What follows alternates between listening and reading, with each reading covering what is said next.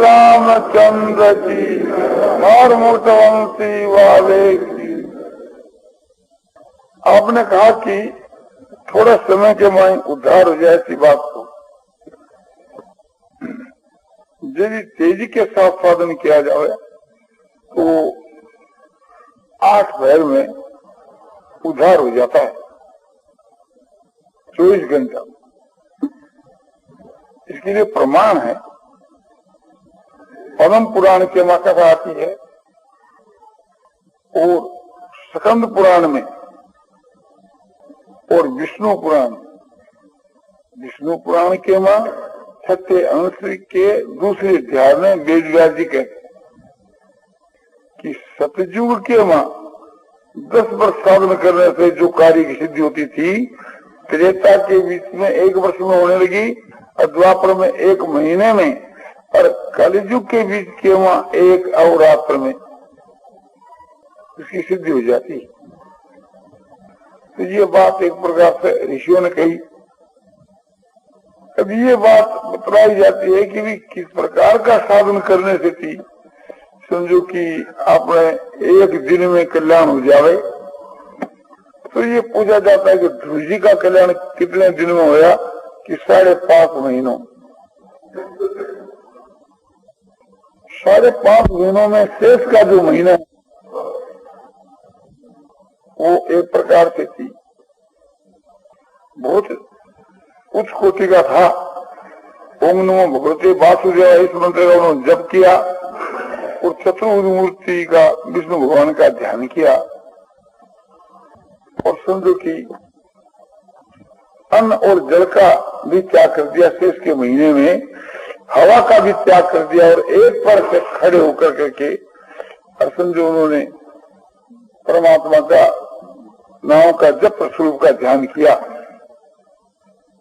न खाना न पीना न सोना इस प्रकार से और न श्वास देना। तो समझो कि जब सतयुग के बीच के वहां 1 महीना अंतिम लगा, सब मिलाकर 5.5 महीना गिन लो, तो उस हिसाब से जब त्रेता युग होता तो और भी कम समय में जी को परमात्मा की प्राप्ति हो जाती। और द्वापर युग के बीच के मत तो समझो कि 1 महीने या 15 दिन में ही हो जाती। तो आज कलयुग के में तो उस प्रकार की कोई तपस्या 1 दिन भी करे तो उसका कल्याण हो जाना चाहिए। युक्ति संगति है। 1 दिन भी उस हिसाब को हम लगाना तो 1 दिन भी नहीं लगाना चाहिए, क्योंकि सतयुग की जो 1 साल है तो कलयुग का 1 दिन है और वो तो 5.5-6 महीना ही साधन किया तो उनको साल भर भी नहीं लगी। तो उस प्रकार का साधन करने से समझो कि 1 दिन भी नहीं लगाना चाहिए। तो मान लो अधिक से अधिक 1 दिन लगे, इसलिए उसने श्वासों को चढ़ा दिया कांत में और हम लोग उस विद्या को जानते नहीं है, योग विद्या को, इसलिए हमारे लिए ये एक प्रकार से रियायत होनी चाहिए श्वासों की। तो श्वासों की रियायत होने से नहीं तो आधा दिन में होना चाहिए उस साल से, तो 1 दिन बहुत काफी।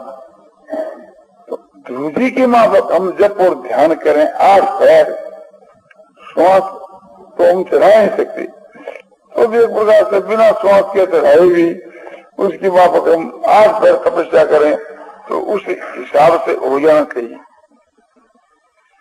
यदि कहो कि आप कहते हो कि भी हो जाएगा, बोलो हम कह भी दें तो उसका क्या मूल्य है। कानून से एक प्रकार से यह बात सिद्ध हो जाती है कि 1 दिन के ये कार्य सिद्ध हो जाना चाहिए। आज कलयुग का समय है, धरती की माफक 1 वर्ष से खड़े होकर के न खावे न सोवे न कुछ पीवे, समझा, न टट्टी पेशाब करें, कुछ भी नहीं करें, रात नींद भी नहीं लेवे और 8 पैर 1 पैर से खड़े होके करें। इसके वहां ये 2 बात प्रधान है कि भगवान के नाम का जप और भगवान के स्वरूप का ध्यान, इसमें तो कमी आनी नहीं चाहिए। खास चीज तो वही है प्राप्त कराने वाली। बोले भी 1 दिन की बात कही, आप कहा कि 1 क्षण के में हो जाए, शायद हमारे से बने न बने पर बात तो सुन लियो है, क्षण के में हो सके, क्षण में हो सके, मिनट में हो सके, तो 1 मिनट में होगा ये भी बताओ और 1 क्षण में होगा ये भी बताओ। एक कोई महात्मा थे, इसी प्रकार से वे कह रहे थे, तो एक भक्त ने कहा कि हमको तो 1 मिनट के वहां भगवान की प्राप्ति का उपाय बतलाओ। बोले बहुत ठीक है, तुम स्नान करके आए कि नहीं? बोले स्नान तो नहीं किया। बोले चलो गंगा में स्नान कर। तो उनको साथ में ले गए गंगा के में स्नान करने के लिए। दोनों आदमियों ने जाकर के गंगा में डुबकी लगाई और साधु उसको खूब संडा में संडा था, उसको गंगा में लेकर के बैठ गया, दबा दिया। अब वो खूब एक प्रकार से कोशिश करता है कि मैं गंगा के बाहर निकलूं, ऐसा दुख पाता है कि मानो प्राण निकली। तब जब 1 मिनट हो गया उसको छोड़ दिया। 1 मिनट के बाद वो बाहर में आया तो एक हाँप गया और कहा कि आप हमारे को जान मारने के लिए लाए थे क्या?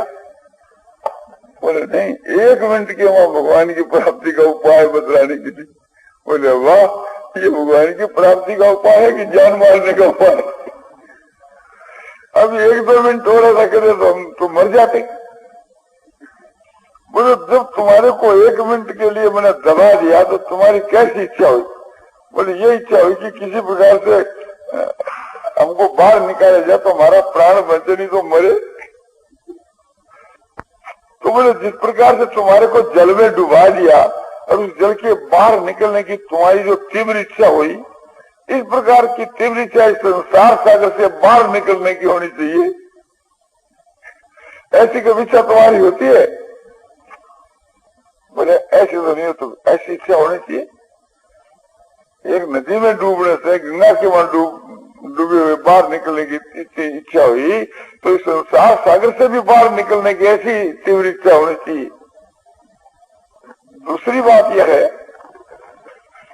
कि भगवान के वीरे के बीच के मां गोपियां जब व्याकुल हो गई तो भागवत के 10वें स्कंद के पूर्वार्ध के मां यह बात दिखलाई कि जब भगवान रात पंचाध्यायी कह रहा है कि रात करते करते रात्रि के बाद जब अंतर्धान हो गई, वो समझो कि आश्विन महीने की पूर्णिमा की रात्रि थी, शरद ऋतु थी। और उस शरद ऋतु के पूर्णिमा के रात्रि के बीच के बाद भगवान ने सबके साथ में मिलकर नाचना गाना बजाना प्रयास किया और फिर अंतर्धान हो गए। उसके बाद में गोपियों की दशा बड़ी भारी व्याकुल हो गई। आखिर में उनकी ऐसी व्याकुल अवस्था हो गई कि भगवान जी यदि प्रकट हुए तो उनके प्राण लेने मुश्किल, तब भगवान तुरंत प्रकट हो गए। तो इस प्रकार की हम लोगों की दशा हुए तो 1 मिनट में भगवान प्रकट हो सकते हैं गोपियों की जैसी। और जिस दिन भगवान मिलेंगे तो वो अंतिम क्षण तो एक क्षण ही होगी।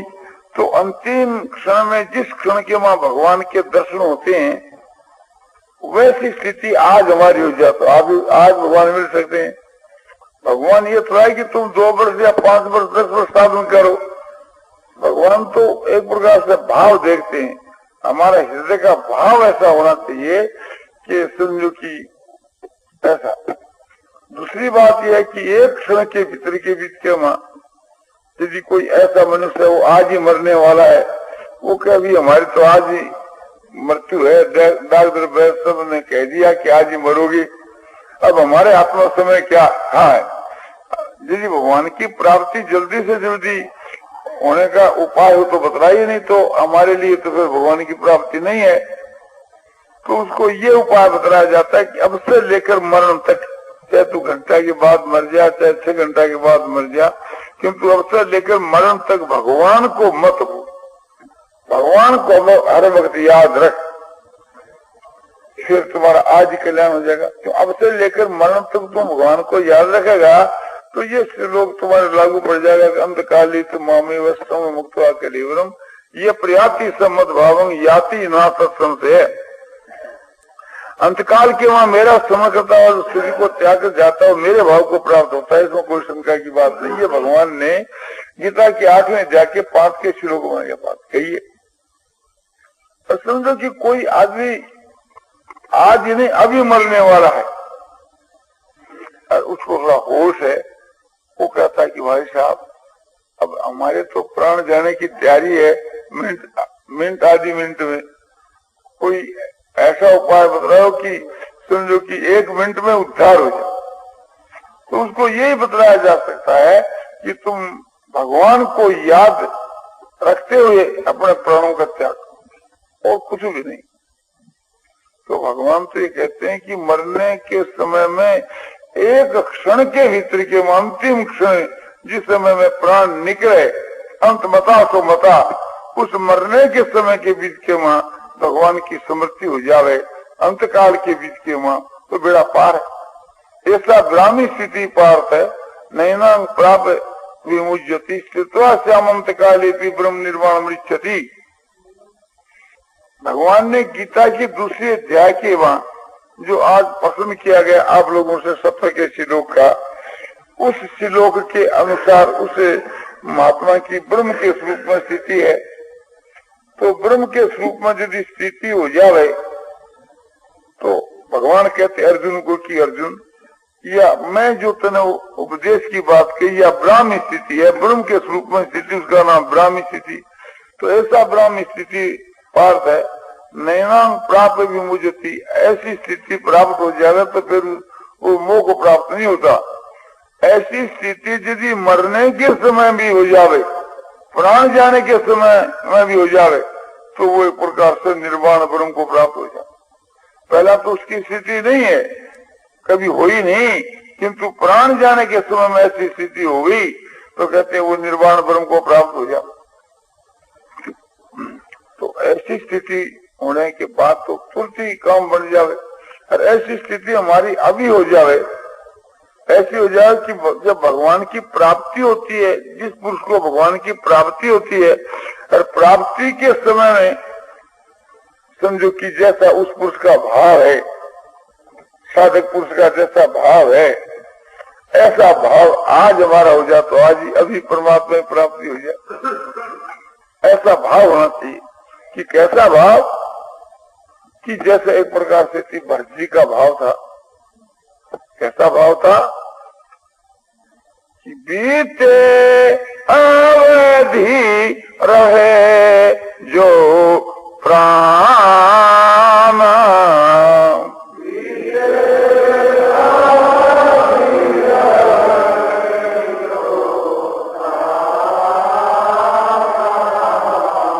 अदम कवन जग मोही समान,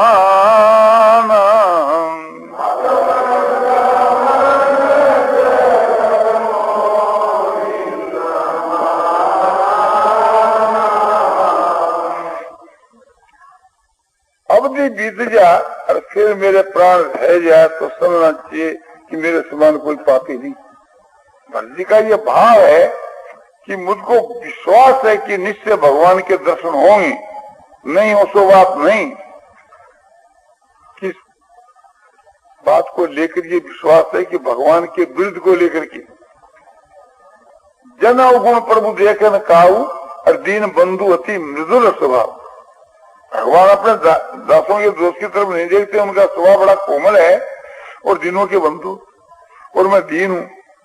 तो इस बात को देख करके मुझको ये भरोसा है कि भगवान अवश्य मिलेंगे, और यदि कोई कारण से नहीं मिले तो भगवान के वियोग के बीच में मेरे प्राण नहीं रहेंगे, अवधि तक तो रहेंगे, फिर मेरे प्राण नहीं रहेंगे। अवधि कितनी है? एक दिन की रहा, एक दिन अवधि हजारा, समुझत मन दुख भय हुआ पारा। तो ऐसा जो भक्त का जो भाव है, ऐसा भाव हो गया तो समझो कि अपने अवधि के लेंगे भी उनके अवधि का एक ही दिन रहा था, अपने एक दिन अवधि का बांध लेना कि आज से कल तक भगवान की प्राप्ति होनी चाहिए, नहीं हो तो फिर एक प्रकार से हमारे प्राण नहीं रहने चाहिए।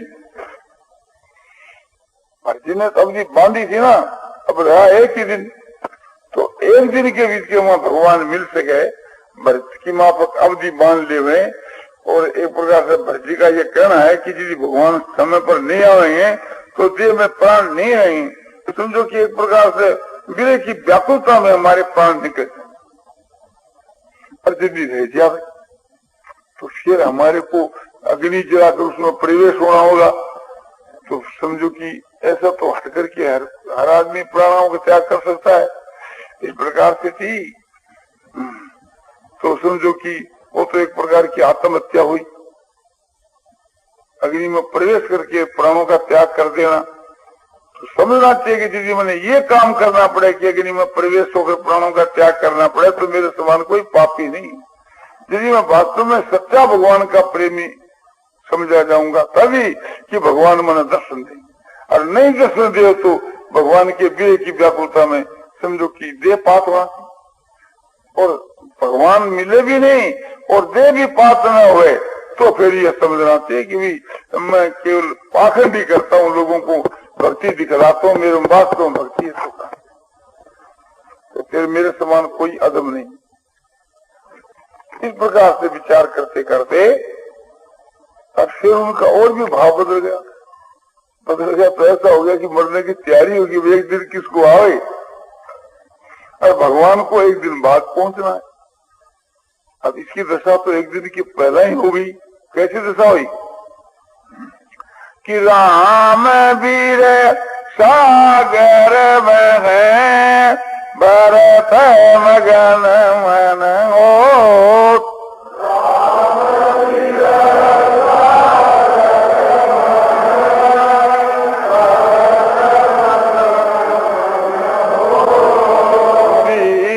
रूप धरि पवन सुत आए गए जिमि पोत।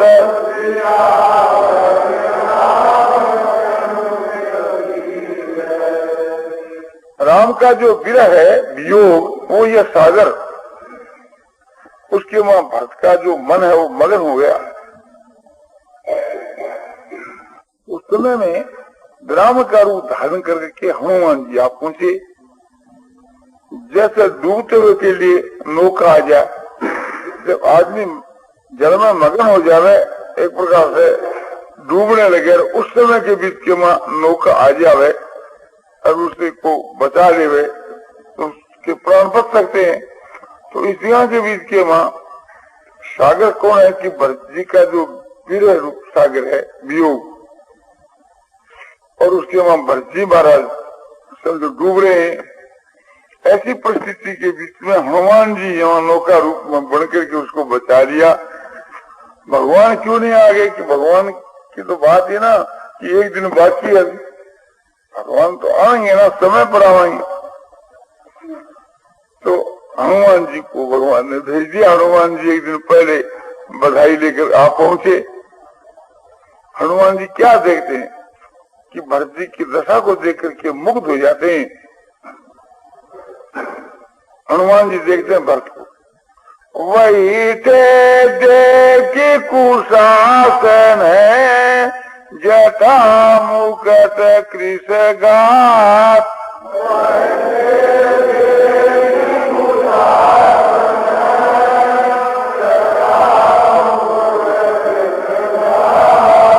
राम राम रघुपति जपत सर्वत नयन जल जात।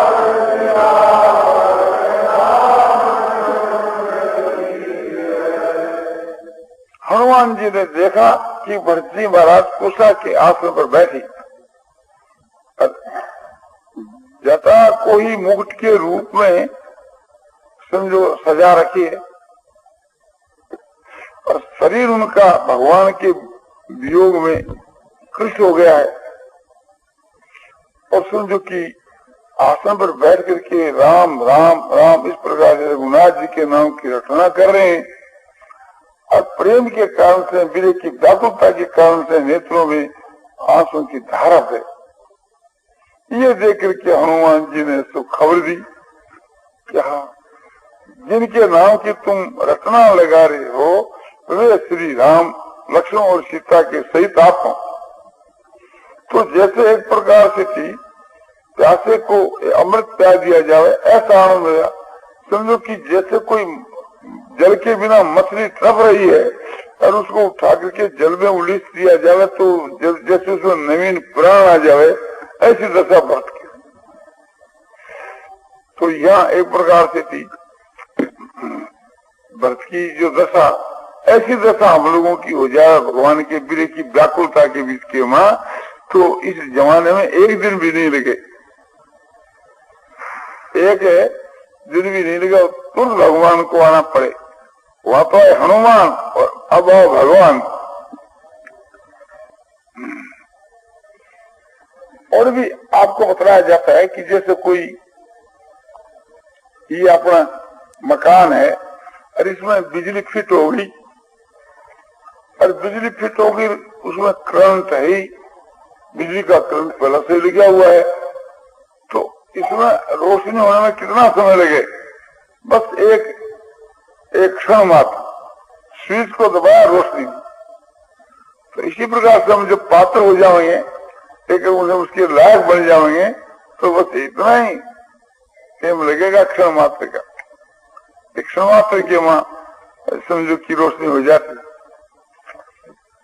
दूसरी बात यह कि जैसे एक कोई पहाड़ की गुफा है, अंधेरी गुफा, उस अंधेरी गुफा के बीच के वहां रोशनी नहीं, अंधकार है और उस गुफा में कभी रोशनी हुई ही नहीं, लाखों वर्ष बीत गए, लाखों वर्षों में कभी रोशनी हुई नहीं।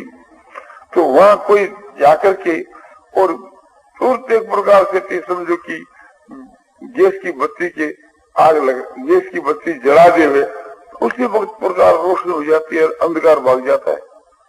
वो अंधकार ये नहीं कह सकता कि मैं यहाँ लाखों वर्षों से, हजारों वर्षों से हूँ और मेरा एक प्रकार से यहाँ कब्जा है, मैं एक दिन में, एक घड़ी, एक क्षण में कैसे चला जाऊं?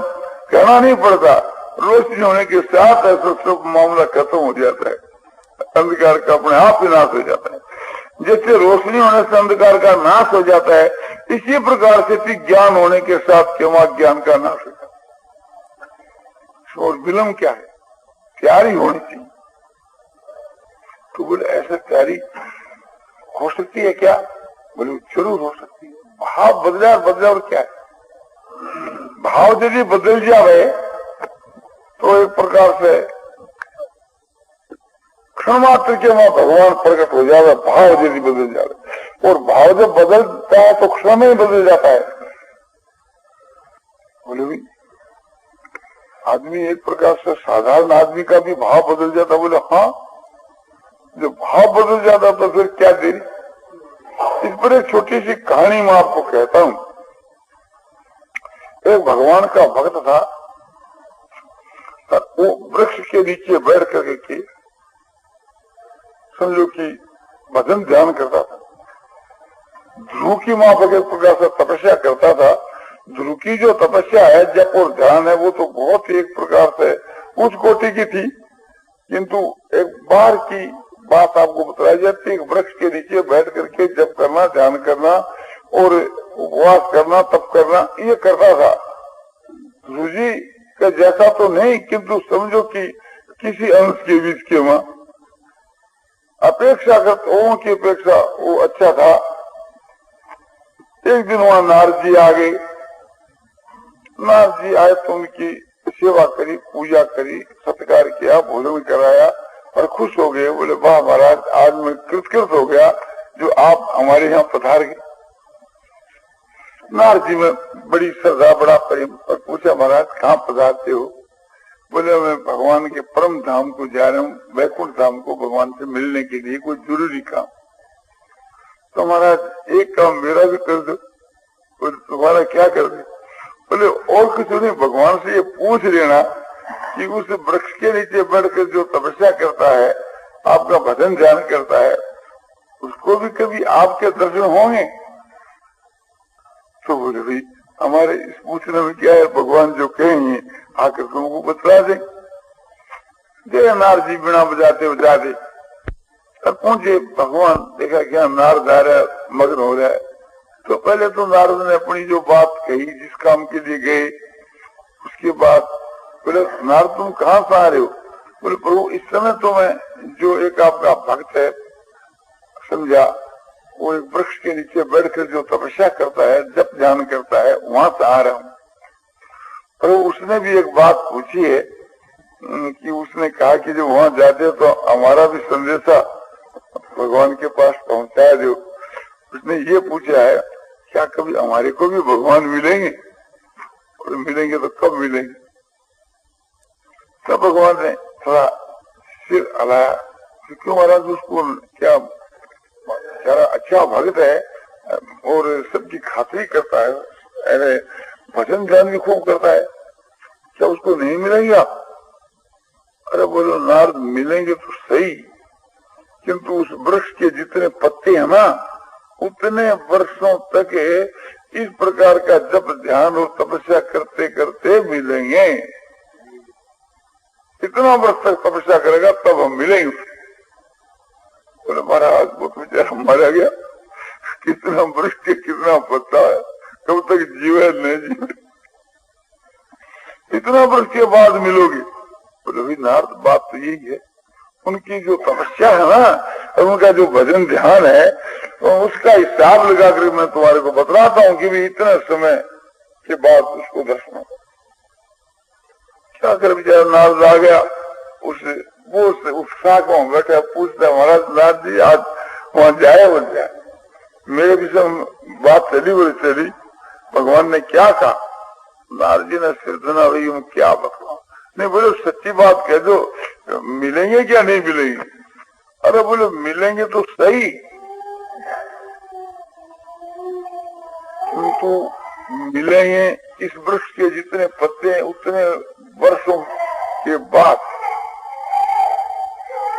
तो बोले ये बात भगवान ने कही कि आप कहते हो कि मिलेंगे सही, किंतु भगवान ने यह बात कही कि मिलूंगा।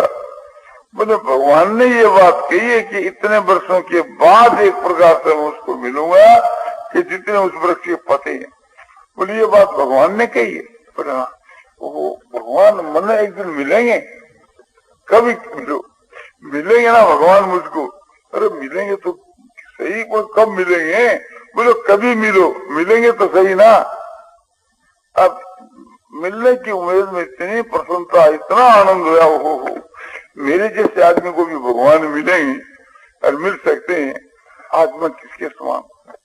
अब वो इतना आनंद के वहां मुग्ध हो गया और नाचने लग गया, एक प्रकार से उसका भाव एकदम बदल गया। इसलिए में भगवान आ गए। भगवान आगे तो नारद ने कहा कि महाराज आपके आजकल ऐसे ही एक दूसरे से गप मारते